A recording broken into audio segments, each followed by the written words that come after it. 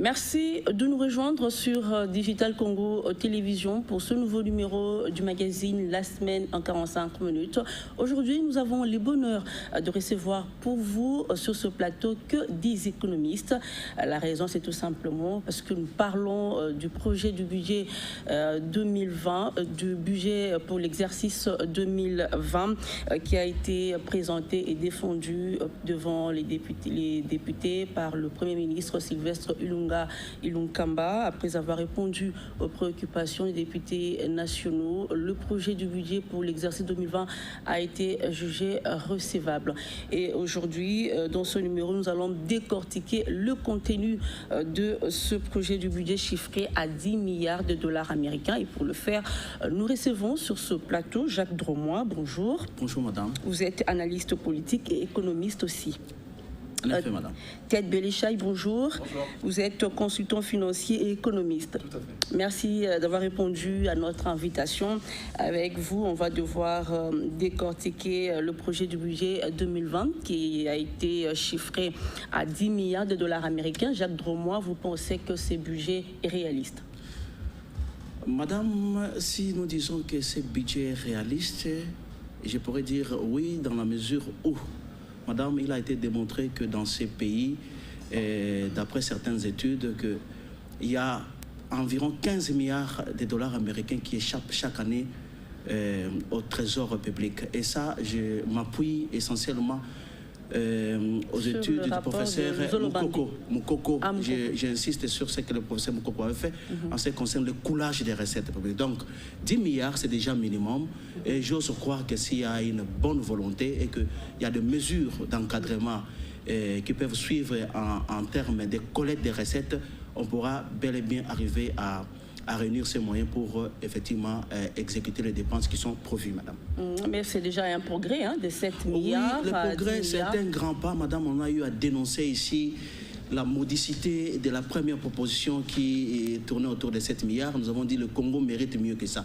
C'est vrai que les 10 milliards ne représentent encore qu'une goutte d'eau dans l'océan actuellement, mais il vaut mieux commencer quelque part. Mais il faut se dire aussi une chose, madame, c'est bien beau de faire des prévisions en termes en ces chiffres-là, 10 milliards, c'est encore que prévisionnel, c'est sur papier. Il va falloir que par la suite, qu'il y ait une certaine rigueur, une certaine orthodoxie en termes de collecte des recettes pour que ces dépenses qui sont déjà bouquées puissent être effectivement nous allons en parler. Réalisé. Nous allons en parler. Je signale quand même qu'on sera également rejoint sur ce plateau par Ben Brian Bouy, qui est aussi économiste. Ted Belishaï, je me tourne vers vous. Vous avez suivi les débats à l'Assemblée nationale. Le projet du budget a été jugé recevable. Vous pensez que les députés ont fait ce travail sans complaisance? Ça a été analysé sans complaisance? Je crois que la recevabilité d'un projet...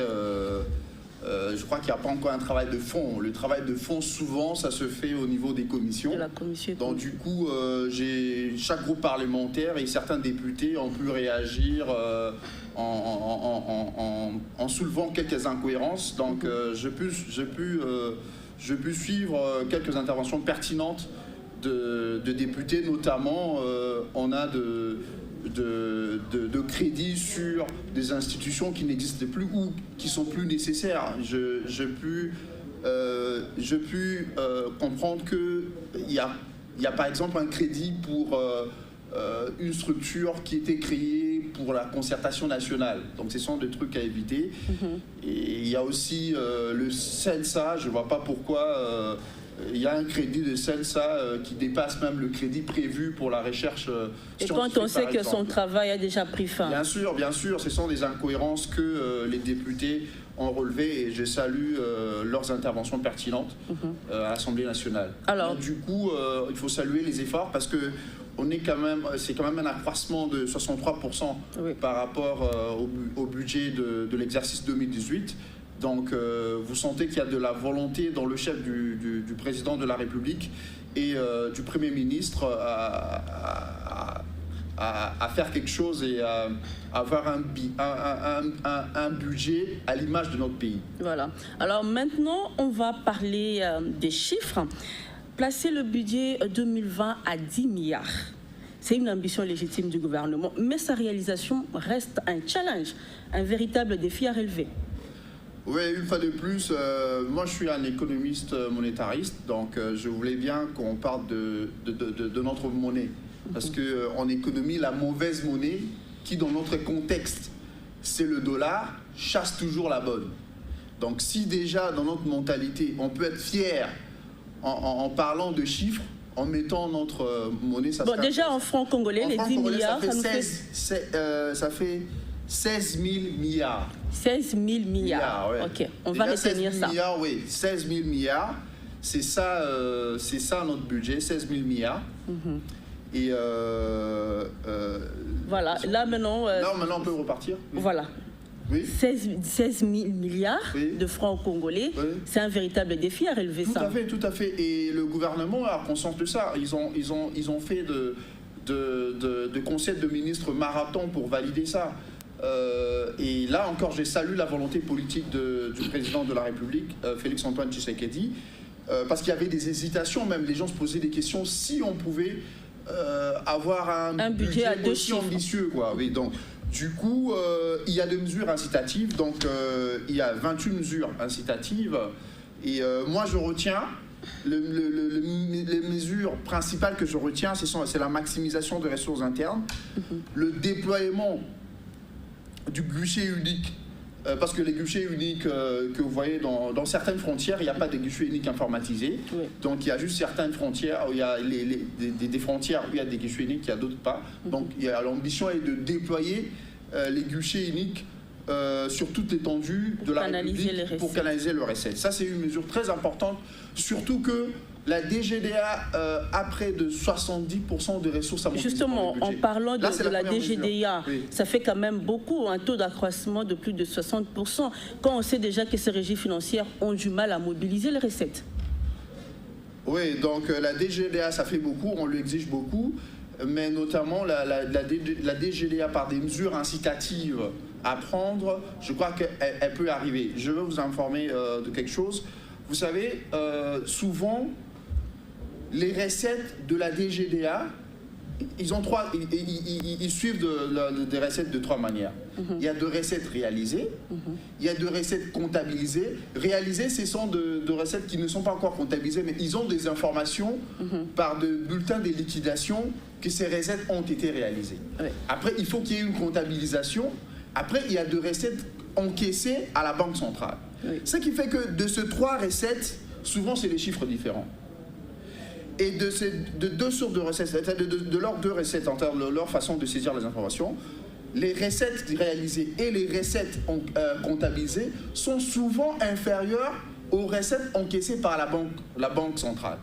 Ce qui fait que souvent, la DGDA n'a pas de choix que de suivre le recette de la Banque centrale, les chiffres communiqués par la Banque centrale. Ça, c'est un vrai souci. C'est-à-dire que les recettes tombent dans la Banque centrale sans que la DGDA ait des informations pour justifier cela. Alors, comment faire pour juguler ça ? Justement, la mesure qui concerne le déploiement des guichets uniques est très importante. Parce que ça va permettre à la DGDA de suivre en live le recette qui entre, mais en même temps, moi je demanderais qu'on annexe le guichet unique à la comptabilité pour que les informations des Sidonia, parce que les guichets uniques c'est Sidonia, se déversent directement en comptabilité, qu'on évite de paperasse. Merci Tête Bélécha, on va revenir vers vous. Jacques Dromois, ce budget connaît un taux d'accroissement de 39,9% par rapport à l'année 2019 et les salaires représentent 33,1% du budget. Alors si le gouvernement ne parvient pas à mobiliser les 10 milliards, il y a la tension salariale qui risque d'être persistante là. Merci madame.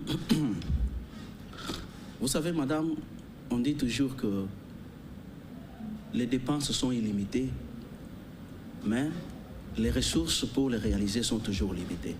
Si on a réussi à déterminer les dépenses qui vont être faites, il reste un exercice très important à réaliser pour arriver à mobiliser des recettes afin d'exécuter ces dépenses-là. Parce que si on ne les fait pas, madame, convenablement, m'en vais donner certains exemples ici après. nous allons tomber à ce qu'on a connu les années passées. Vous vous souvenez, il n'y a pas longtemps, on a fait la reddition des comptes. Ouais. Il a été démontré que les taux d'exécution budgétaire de l'exercice 2019 tournent autour de 60%. Donc, en d'autres termes, on a pu collecter des recettes que d'ordre de 60% sur les budgets de 7 ou 4 milliards qui a été adopté. Encore que le taux qui était prévu a été totalement dépassé, n'est-ce pas?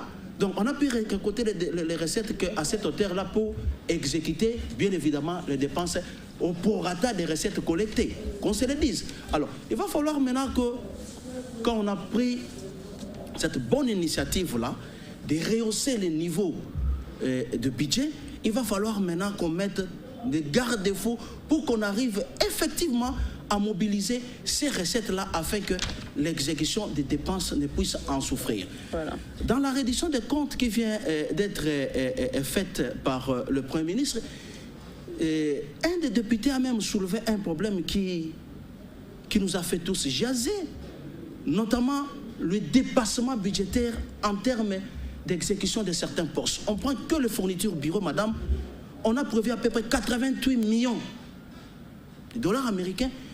Les fournitures bureau ont été consommées à hauteur de 230 à peu près millions de dollars américains. Vous voyez le dépassement qui va au-delà de plus de 10% conformément aux normes. On se pose même la question si le budget est un outil de planification. Merci beaucoup, madame. Ça veut dire tout simplement qu'au-delà de la planification qu'on a faite, il y a un souci d'orthodoxie de la gestion de ces budgets pour éviter qu'on tombe dans ces genres de cas qui frisent à la limite le détournement des deniers publics.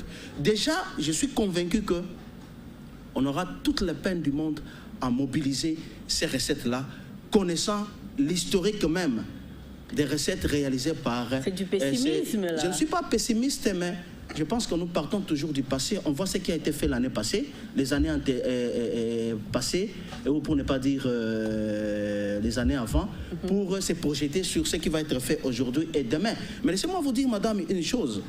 Quand vous allez dans la composition de ces budgets, vous allez vous rendre compte que c'est un budget qui est essentiellement orienté vers la consommation. La part réservée à l'investissement, c'est quasi inexistant. C'est quasi inexistant. Or, on ne peut espérer améliorer les conditions de vie de cette population sans aller vers l'investissement.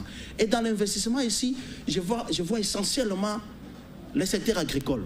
Regardez les pourcentages réservés dans le secteur agricole dans ces budgets. Vous allez vous rendre compte que ça ne représente pas encore grand-chose. Or, si vous prenez le taux d'échange qui a permis d'élaborer ce budget, les taux prévisionnels tournent autour de 1682. Mais si vous allez déjà sur le marché, on est à 1700. On est déjà à 1700, 1705 même. Le taux d'inflation prévisionnel est à peu près de 6,5. Donc, je suis convaincu que s'il n'y a pas de mesures d'encadrement qui vont suivre, demain, ce budget-là ne représentera plus 10 milliards, l'équivalent en francs congolais de 10 milliards de dollars américains. Ça sera même moins que ça. Et comme vous avez dit ici, madame, que la majeure partie de ces budgets, c'est essentiellement de la consommation, notamment le paiement des salaires. Ces salaires-là vont en souffrir. Il y aura une perte du pouvoir d'achat de cette population, et cette perte de pouvoir d'achat de la population va soulever la grogne sociale, madame. Donc, le Premier ministre a intérêt, dès maintenant, à prendre toutes les mesures idoines pour arriver à encadrer le recette et à préserver ce cadre macroéconomique qui a permis d'élaborer ce budget. Merci. Tête Belisha, je me tourne vers vous. En parlant justement des salaires, on voit bien que le gouvernement se focalise plus sur les enseignants, mais oublie les médecins par exemple, les fonctionnaires, les hommes en uniforme. Déjà, quand on parle du budget, j'aurais bien voulu avoir la répartition, sur base de quoi on nous dit on oublie X catégorie, Y catégorie, là je ne sais pas le dire. Ce qui est vrai, il y a un effort significatif qui a été fait sur... parce qu'il y a des innovations de ce budget. Et la mise en œuvre de la gratuité de l'enseignement primaire, c'est l'une de ces innovations. Il y a aussi la couverture santé universelle. Il y a aussi le barrage la construction du port en eau profonde de Banana. Ce sont des innovations principales. Donc, on aura d'ailleurs le temps d'en parler aussi. Il y a eu un effort par rapport pour soutenir la réforme, pour rendre effectif justement la gratuité de l'enseignement primaire. Et c'est pour cela, vous voyez qu'il y a assez de ressources dégagées pour ce secteur. Et je crois que c'est très important. Quand il y a de la gratuité de l'enseignement, l'avantage est que ça dégage un pouvoir d'achat supplémentaire pour les ménages. C'est-à-dire, si vous regardez bien, dans la structure de consommation de ménages, la part de l'éducation et du logement est très importante. Ce sont des parts qui prennent beaucoup de place dans les ménages. Quand vous soulagez un parent qui avait 3 enfants, qui a envoyé 3 enfants à l'école primaire, et il y a des écoles primaires où on paye en moyenne $500 par an, et ça fait 1500. S'il ne paye pas, le parent peut dégager ses ressources pour autre chose. Donc la gratuité de l'enseignement fait beaucoup de bien et soulage et d'ailleurs, cette gratuité, elle est saluée par tous. Oui. Mais maintenant, la crainte, c'est que si le gouvernement n'arrive pas à respecter ses engagements, et surtout si le taux d'exécution n'est pas respecté, il y aura une influence négative sur la qualité même de l'enseignement. Tout à fait. Pour ça, là encore, j'ai suivi le débat. J'ai compris que dans la reddition des comptes, il y a plus de 80% d'exécution des recettes. Parce qu'en octobre, on était aux environs de 60%. Mais lors de la reddition des comptes, j'étais agréablement surpris d'apprendre qu'on était à plus de 80%. Et si vous regardez notre budget qui est à 16 000 milliards, les 80%, ça fait déjà la mobilisation de ressources internes. Donc je crois que je me faisais des soucis aussi parce que septembre, on était à 60%, mais là, on est déjà à 80%. Si on arrive à mobiliser le 80% de 10 milliards, moi je suis sûr qu'il n'y aura pas de tension sociale. Et puis si on arrive à mettre en application toutes les mesures incitatives à la mobilisation, dont l'une des mesures principales, je voulais dire, c'est la certification de nos réserves minières et d'hydrocarbures. C'est très important parce que ce qui nous pousse parfois à signer des contrats léonais, c'est parce que nous ne savons même pas ce que regorge notre sous-sol. Donc du coup, ça aussi c'est une mesure importante à mettre en place. Et puis il faut lutter contre la corruption. Il faut lutter contre la corruption pour éviter justement le courage. Surtout le coulage de recettes publiques. Alors je vous l'annonçais au début de cette émission, on est rejoint par Ben Brian Mbouyi. Bonjour. Bonjour Madame Rita. Vous êtes économiste. Voilà, on est en train de décortiquer le projet du budget pour l'exercice 2020. Alors là, on parle de la gratuité de l'enseignement. Du haut de la tribune des Nations Unies, le chef de l'État avait annoncé que pour l'éducation, l'enveloppe allouée à ces secteurs serait de 20% par rapport au budget. Et là, en suivant la présentation du Premier ministre, c'est 11% qui a été alloué à l'éducation. Est-ce que la gratuité ne va pas souffrir? Est-ce qu'elle sera vraiment effective? Je vais commencer par m'excuser du retard. Je vous en prie. On connaît les réalités à Kin. Merci beaucoup de comprendre. Et donc, vous le dites, 1,04 milliard alloué à l'éducation cette année, ou l'exercice 2020. Je me dis, c'est pas suffisant. Quand on sait que l'enveloppe totale, c'est 2,5 milliards. Voilà, justement. Et pendant que j'étais en train de me rendre ici sur votre plateau, j'ai vu des élèves en train de manifester pour réclamer l'effectivité de la gratuité ou encore ne serait-ce que d'avoir accès aux cours. Parce que le professeur au jour d'aujourd'hui ne veut plus donner cours. Il y a un sérieux problème sur la gratuité de l'enseignement. Mais je me dis que ce sont des efforts qu'il faut fournir. Vous savez, lorsque je parcours un peu le budget, je vois qu'il y a des accroissements un peu partout. C'est-à-dire que sur la défense, par exemple, il y a un accroissement d'environ 60%. Dans tous les secteurs presque, on est en train de fournir des efforts. Alors, je me dis que c'est pas encore suffisant, mais il est nécessaire que l'on puisse fournir des efforts. La gratuité va souffrir un peu, malheureusement, c'est ça la réalité. Elle va souffrir un peu de cette impréparation, je vais dire. Ce manque de préparation, on ne l'a pas préparé assez, ça va souffrir dans l'effectivité et on se rend compte que... Vous êtes de ceux qui pensent qu'il faudrait y aller progressivement? Ah non, ah non.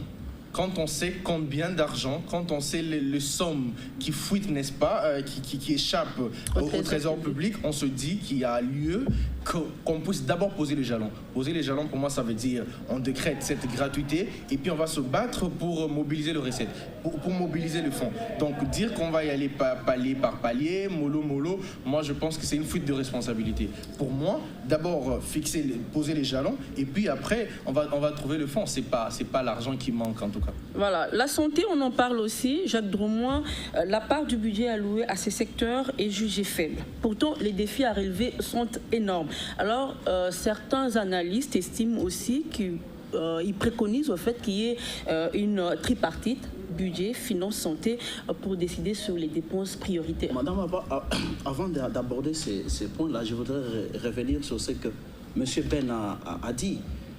Jeter les jalons, c'est une chose, mais entre-temps, l'enseignement en souffre. L'avenir des enfants est hypothéqué. On ne peut faire que la politique de ces moyens. Si nous n'en avons pas assez, pourquoi avoir les yeux plus gros que son ventre? C'est très important actuellement de se dire qu'il y a des soucis énormes et personne ne les nie. Chercher des moyens, ça prendra du temps, mais il faut prendre une décision pour arrêter cette hémorragie. Les enfants n'étudient pas actuellement. L'année scolaire, c'est à peine 9 mois. S'ils perdent déjà 1-2 mois, comment vont-ils les rattraper? Est-ce que va-t-on droit vers une année blanche? Voilà autant de questions que les parents sont en train de se poser. Donc il aurait été mieux, avant de prendre une décision que tout le monde est en train de saluer, de l'étudier convenablement et de se poser la question de savoir est-ce que dispose-t-on de moyens pour l'appliquer dans son intégralité comme on le veut? Bon, il y a aussi la Banque mondiale qui promet son appui. Vous savez, entre les mois où la Banque mondiale vous promet et la réalisation, il peut se passer toute une année, madame. Entre-temps, les enfants deviennent quoi? Pour le moment, la vérité est que les enfants sont dans la rue. Les enseignants n'enseignent pas. Donc, comme nous disons, il va falloir prendre des mesures qui s'impose pour qu'on arrive à disponibiliser, à orienter les moyens nécessaires dans ce secteur afin que cette décision qui a été déjà prise ne souffre d'aucune insuffisance d'application. Voilà. Revenons maintenant au problème de la santé. De la santé, madame. Vous savez, ça nous fait très mal. Nous avons eu à parler de ces problèmes depuis très longtemps. Nous sommes ces pays-là, je pense, bon, ça c'est les lots des pays du tiers-monde, où la couverture sanitaire, notamment ce qu'on appelle l'assurance santé, n'existe presque pas. Il n'y a qu'à aller dans les hôpitaux publics, madame. Vous allez vous rendre compte que ce sont des mouroirs. Vous y allez, ça sent les odeurs que personne ne peut supporter. Vous ne verrez pas les étrangers qui habitent nos pays aller dans ces hôpitaux parce que, quelque part, le secteur de la santé est délaissé. Bon, maintenant, avec l'actuel budget, on a alloué un pourcentage. C'est vrai, on dit qu'il y a un effort qui a été fait, mais cet effort-là ne représente pas encore grand-chose quand on apprend que ça et là, il y a des détournements des deniers publics qui pouvaient bien être orientés vers l'amélioration des conditions de vie de la population congolaise. N'oubliez pas qu'on dit un corps sain dans un esprit sain. Donc, si la santé est délaissé et considéré comme le parent pauvre dans notre pays, madame, je pense que même le développement que nous voulons dans les jours à venir risque d'en souffrir terriblement. Alors, Ted Belechay, ce projet du budget soulève plusieurs questions. L'accroissement exponentiel de ces budgets est tributaire en grande partie des réalisations des promesses, dons et emprunts. Alors, ces appuis sont attendus du FMI et de la Banque mondiale. Mais on sait aussi qu'avec ces institutions de Bretton Woods, c'est pas facile de conclure un programme. Il y a trop de préalables et tout ça. Est-ce que le gouvernement a des garanties? Est-ce que ça va être facile de conclure un programme formel avec ces institutions? Oui, merci beaucoup, madame. Avant de répondre à votre question, je voulais démentir de manière formelle les propos selon lesquels les enfants sont dans la rue. Donc il est totalement faux de le dire. Les enfants sont dans les écoles.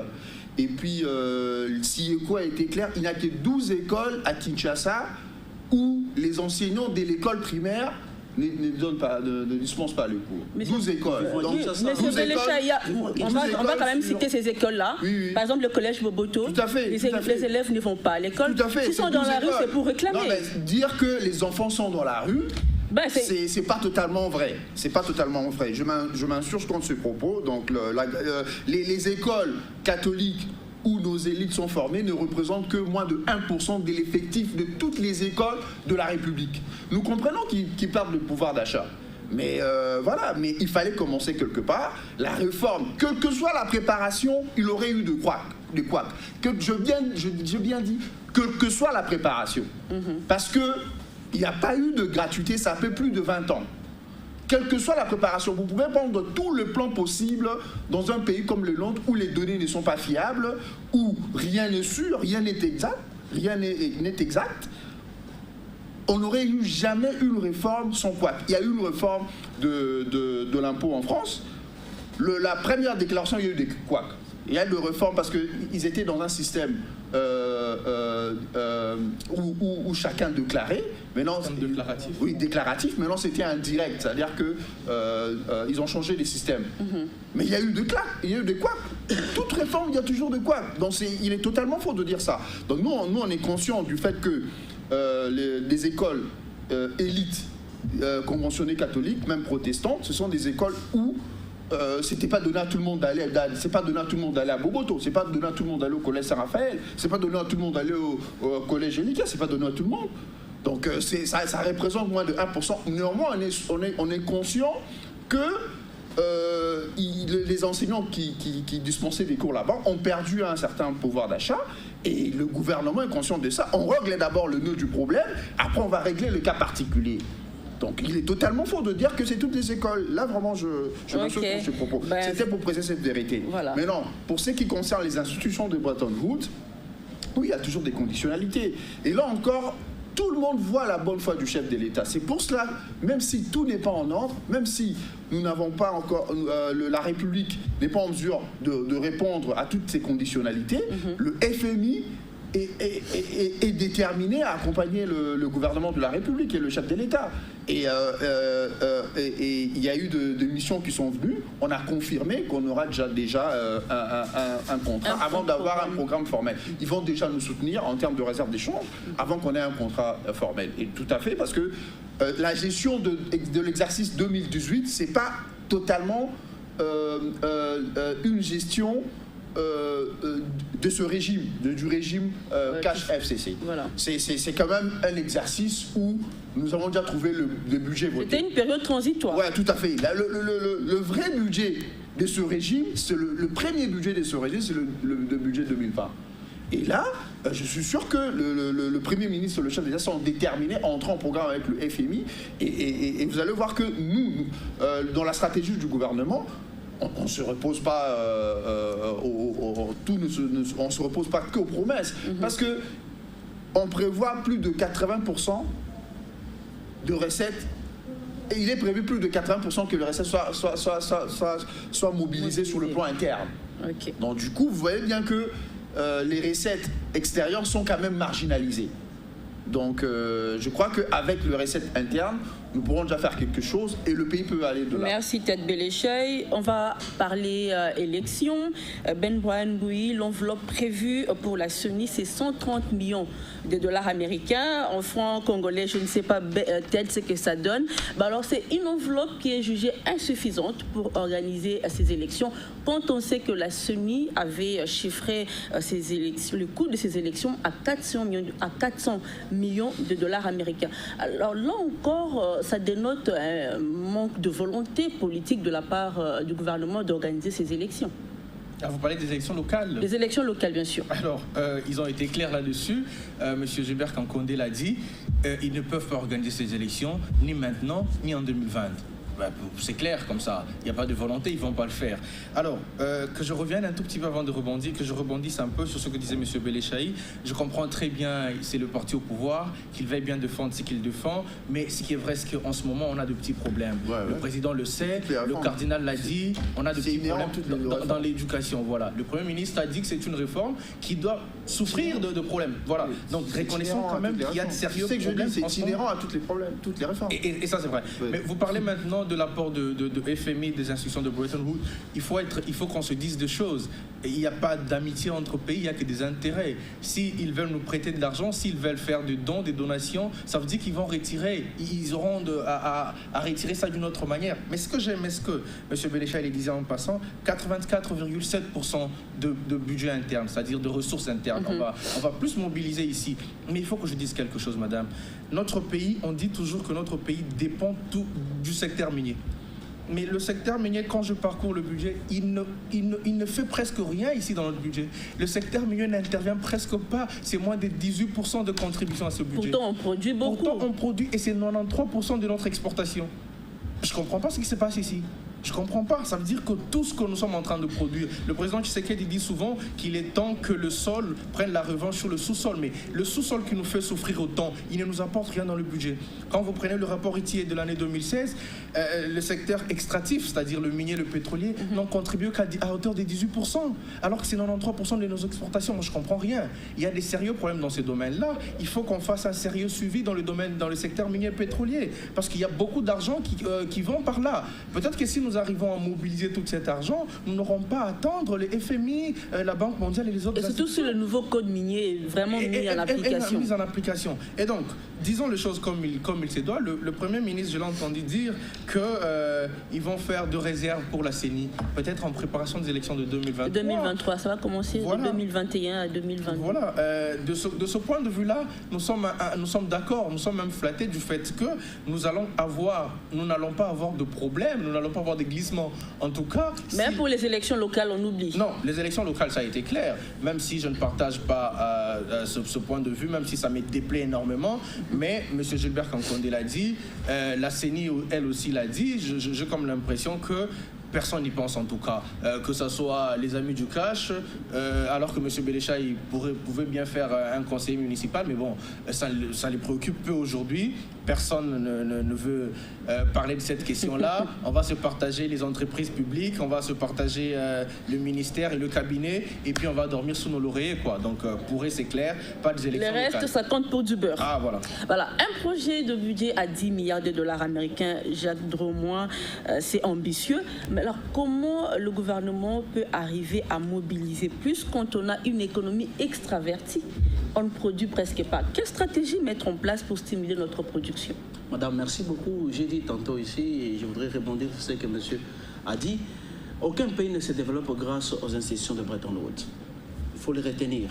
Il va falloir qu'à l'interne, qu'il y ait des réformes courageuses dans tous les domaines pour arriver à canaliser le peu de recettes que nous avons vers les trésors publics. Ça, c'est la première des choses. Madame, et par la suite, j'ai dit ici que si vous regardez le contenu de ces budgets, vous allez vous rendre compte qu'il est orienté essentiellement vers la consommation. C'est l'immédiat, c'est les courts termes. On ne voit pas les longs termes ou les moyens termes. Les longs et les moyens termes, c'est à travers les investissements. Le président dit on veut bien prendre une revanche du sous-sol sur je ne sais pas quoi moi. Mais ça commence par les sols sous les sous-sols. Ça commence par mettre en place un programme agricole. Parce que par l'agriculture, madame, je peux vous assurer, d'ici 3-4 ans, lorsque c'est un programme bien ficelé, pas le programme du genre Bukangalozo, des tristes mémoires, je suis convaincu que ce budget-là peut quitter les 10 milliards vers plus que ça.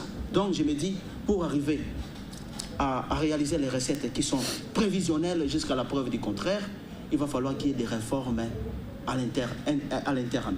Qu'on arrive à réformer toutes les entreprises publiques.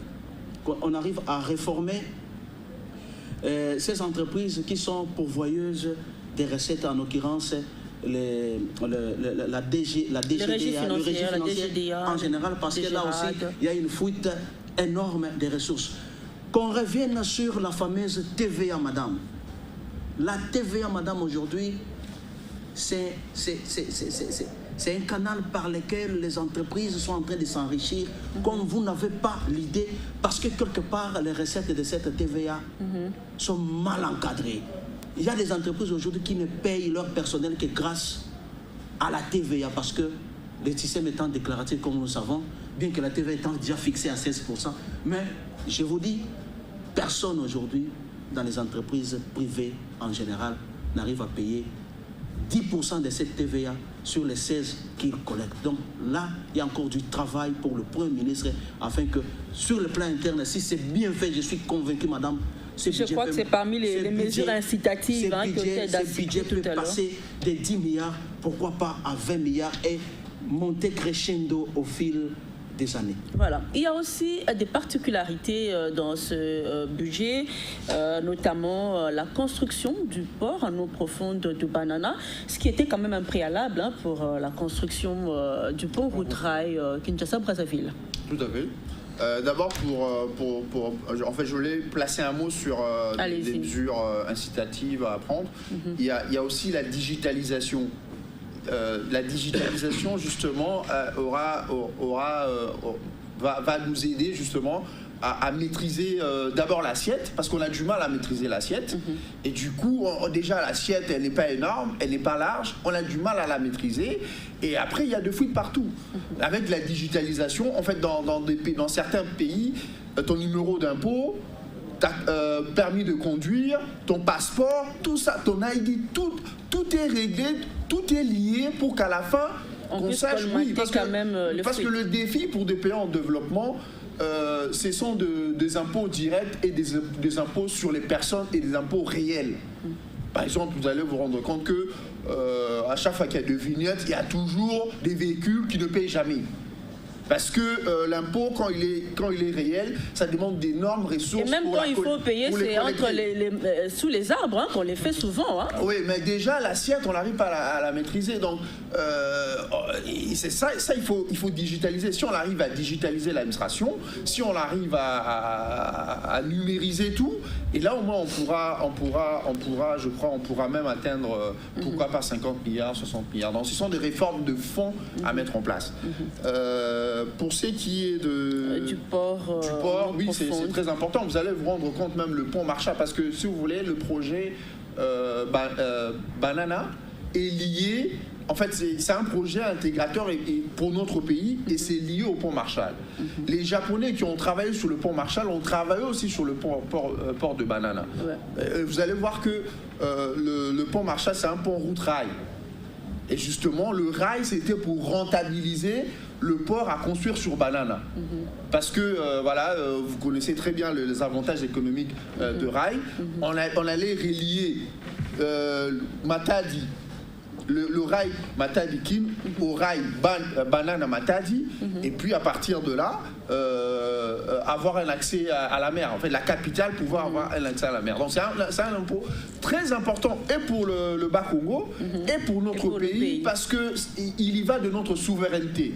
Parce que vous allez voir, s'il y a un blanc qui n'était jamais arrivé au Congo, qui nous a coupé les mains, qui a pensé qu'on ait un accès à la mer, je ne peux pas comprendre que nous sacrifions cet accès à la mer pour le pont Brazzaville-Kinshasa. Ça serait totalement incohérent et antipatriotique. Voilà, Ben Brian Mbouyi, ça vous rassure, parce que vous étiez parmi les gens qui ont milité pour la construction du port en eau profonde avant le pont route-rail Kin-Brazza. Oui, carrément, c'est un soulagement, et j'espère qu'on va réaliser cette prévision, ce qui n'est qu'une prévision, on va la réaliser parce que c'est très important pour l'intégration économique. Vous savez, on a signé récemment le protocole avec la ZLEC, là. Nous avons besoin que nous soyons d'abord fortifiés en matière d'infrastructures. Il faut que nous ayons des infrastructures qui puissent permettre la concurrence pour pas que nous soyons juste que nous subissons, que nous puissions acheter ce que les autres produisent, mais que nous soyons en mesure de produire et n'est-ce pas de d'importer aussi. Donc voilà, nous à ce niveau-là, ça nous plaît. Mais j'aimerais revenir sur les efforts que doit fournir le gouvernement pour rentabiliser ou même pour mobiliser les recettes. Je me rends compte que 84% du budget, ce sont de ressources internes, mais que la part du lion est gagnée par le secteur de douane et axes qui prend 70%.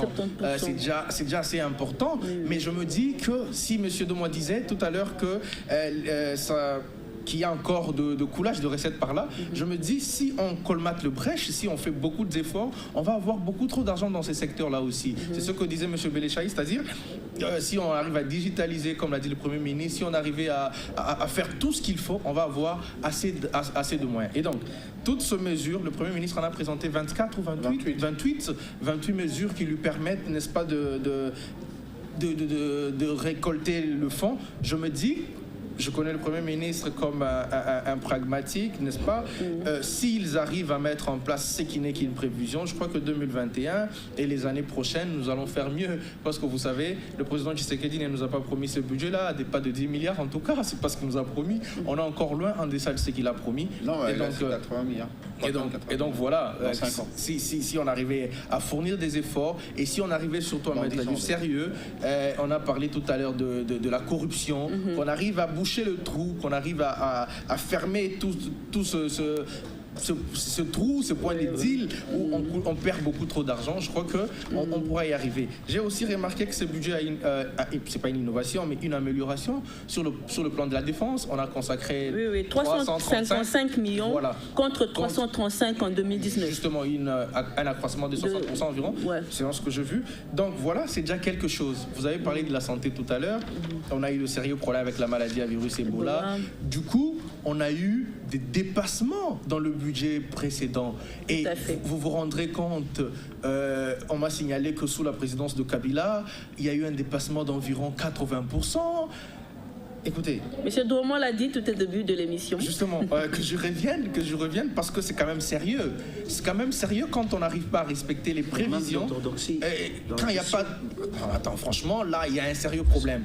Et j'espère, en tout cas pour l'amour du ciel, que le gouvernement Ilunkamba ne va pas céder à ce genre de choses, ne va pas tolérer ce genre de choses. Parce que nous avons vu que dans les premières années du président, il y a eu aussi des dépassements. Voilà, Bobo Ngongo me fait signe qu'il ne nous reste plus que 2 minutes. Monsieur Domois, la caisse de péréquation, longtemps réclamée par le gouverneur, elle sera bientôt effective avec ce nouveau budget. Madame, on l'espère bien, hein, madame, parce qu'on s'est rendu compte que la dernière fois, les provinces ont eu vraiment à en souffrir. Il y a des provinces qui ne bénéficiaient pratiquement de rien de tout ce qui était mobilisé par le gouvernement central. Et j'ose croire cette fois-ci que c'est une décision qui va permettre effectivement à nos provinces de commencer à avoir ne fût-ce que les embryons d'infrastructures. Parce que quand vous allez dans nos provinces, c'est vraiment comme si on était encore à l'époque de l'âge de la pierre taillée. Donc c'est très important, c'est bien bon d'avoir dit ça, mais il va falloir qu'on passe en application, qu'on rétrocède réellement ce qu'on promet à ces provinces-là. Voilà. Peut-être Béléchaï, vous avez 1 minute pour conclure. Oui, en fait, moi je salue d'abord la volonté politique du chef de l'État. Beaucoup croyaient, beaucoup ne lui donnaient pas beaucoup de chance pour qu'on atteigne un budget de 10 milliards, mais il a fait preuve de beaucoup de volonté politique. Aujourd'hui, on parle de 16 000 milliards qui équivaut à 10 milliards de dollars. Donc je voulais souligner quelque chose, que c'est pas normal que dans notre budget, les 70% viennent de la DGDA. Il faut renverser ça. Il faut que nos ressources viennent des impôts, c'est-à-dire DGI. Impôts indirects, impôts réels. C'est un vrai souci. C'est-à-dire sans vouloir jeter des fleurs à la DGDA, mais c'est quand même la régie financière la mieux cotée. Non. Ça, j'ai eu à l'entendre. Ça traduit juste le tas rudimentaire de notre économie. C'est-à-dire qu'on taxe des biens qu'on n'a pas produits. Voilà. On taxe de biens qu'on n'a pas produits plutôt que de taxer de biens produits, sur nous, sur notre territoire. C'est un réel problème, c'est pas normal. Donc, dans des États sérieux, les ressources publiques viennent des impôts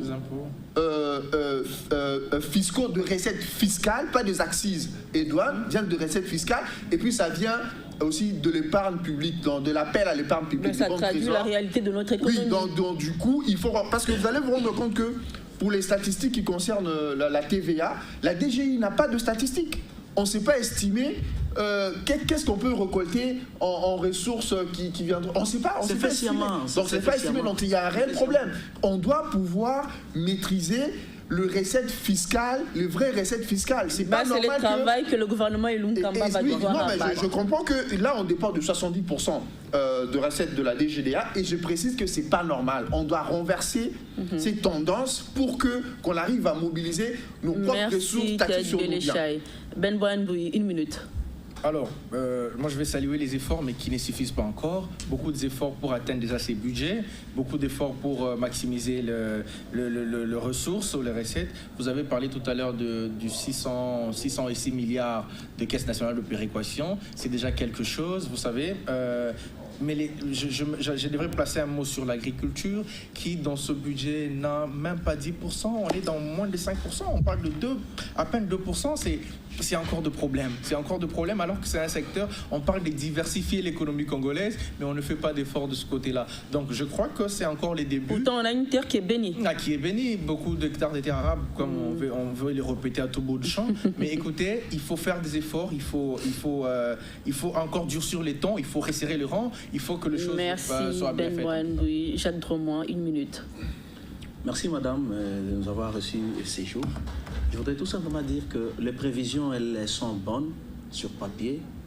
Nous attendons voir comment le Premier ministre va s'y prendre pour effectivement mobiliser les recettes afin que ces prévisions de dépenses soient exécutées. Pourquoi pas ne pas avoir un taux d'exécution de 95%, ce qui serait déjà quelque chose de très bien pour le pays et se projeter pour la suite. Mais je voudrais atterrir en disant il va falloir qu'on lorgne du côté de l'agriculture, c'est très important. Sans agriculture, ce pays ne sortira pas de sa pauvreté extrême. Merci actuelle. Jacques Dromont. C'est la fin de ce 45 minutes. Rendez-vous lors de la reddition des comptes pour savoir ce qui a été dit a été réellement fait. Je rappelle qu'on recevait Ted Béléchaï, consultant financier et économiste. Merci d'être venu. J'espère que ce n'est pas la dernière fois. Ben Boyan-Bouy, économiste également. Merci d'être venu, Ben. Merci, et enfin, Jacques Dromont, analyste politique et économiste. Merci à vous d'avoir répondu à notre invitation. Retrouvez cette émission également sur notre chaîne YouTube Rita Bitota et aussi sur Digital Congo FM 106.5 tous les samedis et dimanches à 21h05. Quant à moi, je vous dis au revoir et vous retrouve la semaine prochaine au même endroit et à la même heure. Merci.